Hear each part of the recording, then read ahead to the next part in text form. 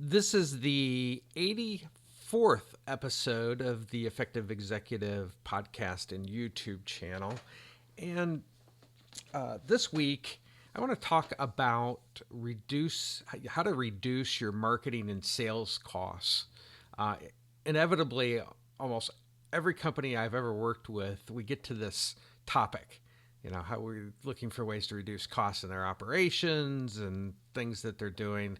And then it comes up, well, how do we reduce our um, marketing and sales costs?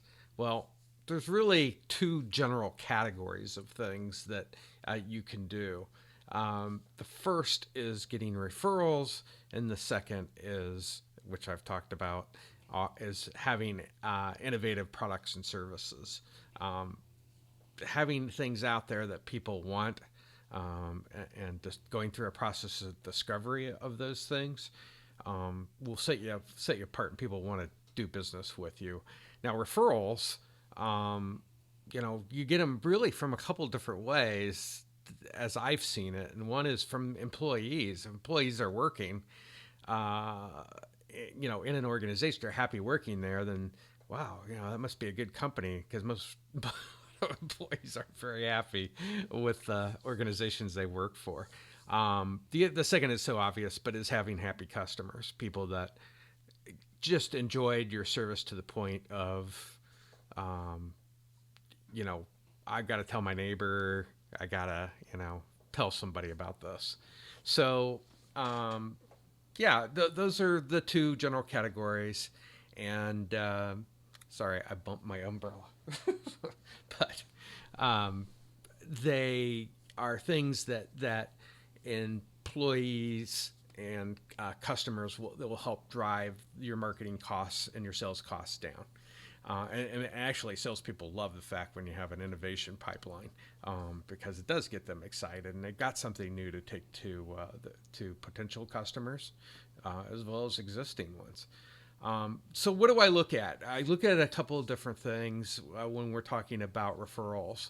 One is I go to Glassdoor, and I look at to see what types of reviews employees are leaving on an organization, and uh, what's happening in organization. And you get a lot, especially from executives and people in management. Oh, well, that was a bad employee, even though it may be anonymous that's out there.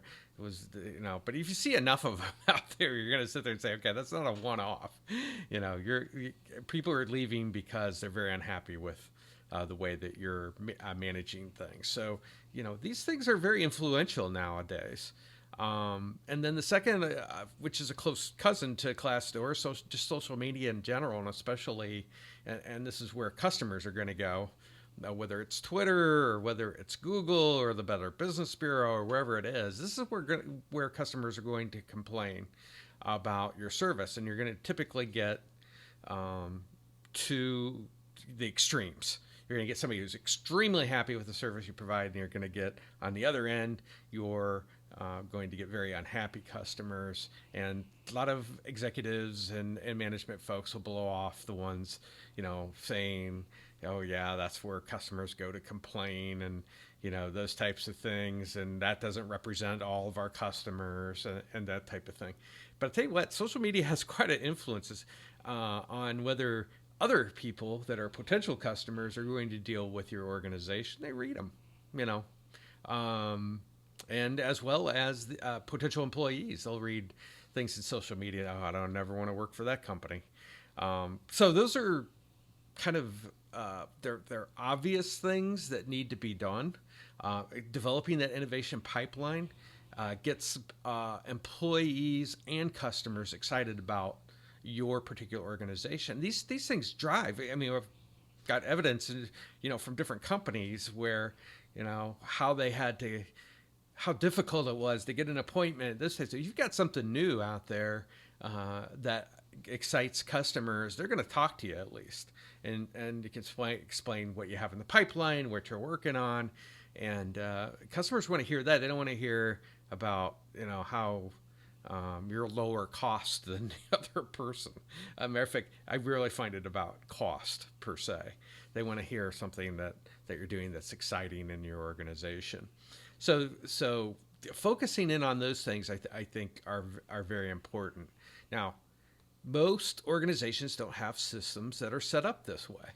In other words, employees aren't going to refer your organization when they're burdened, as I talked about last week on the chains of control, burdened with processes and rules and scripts and, you do this and you can't do that and all of those types of things. So the system you need to build in your organization to make this happen has to be built customer in by studying what's important to the customer by the employees. What's management's job? What are the executives' job? Their job is removing barriers so that employees can deliver a good end-to-end service. And this is the difficulty associated with organizations, is that the control element doesn't allow them to have employees building the system. And it doesn't really take that long. People, oh my God, that would take forever. Small companies that I've worked with of around 150 employees, they can get this done in a month.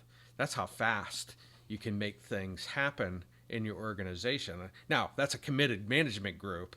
And sometimes you have to overcome mental barriers associated with what people think executives are supposed to do, which is bark orders as opposed to remove barriers. So it's something that can go very quickly, even in very large organizations. We may start with a small pilot, small group of people in the organization doing things on a small scale, as I always suggest, and make huge changes, but on a very small scale, because there's no reason to blow up the whole system and then be able to let the rest of the employees enjoy the benefits of that as you discover ways of doing business better. And they're based upon principles. Remember my customer creed that I talked about last week. So the customer creed being a set of principles that they work by, as opposed to the rules and the scripts and the mandates and all of those types of things. So it's all about removing barriers from an executive perspective. It's giving employees more freedom to be in the work. These things directly affect your ability to get referrals, because it's a happy place to work in your organization. You've got exciting things going on with innovative products and services. So your marketing and sales costs go down exponentially. It's been documented in some of the organizations I've worked with in the past that you can do these things. And it just means that you're going to have a different mindset potentially for your organization.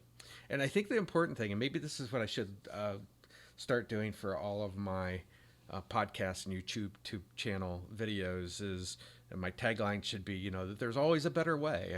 And really, there always is a better way of doing something. And you've got to keep your mind constantly open and changing and trying new things, and not be afraid to scrap them if they're not delivering on what you expect them to do. So remember, there's always a better way. I'll catch you next week.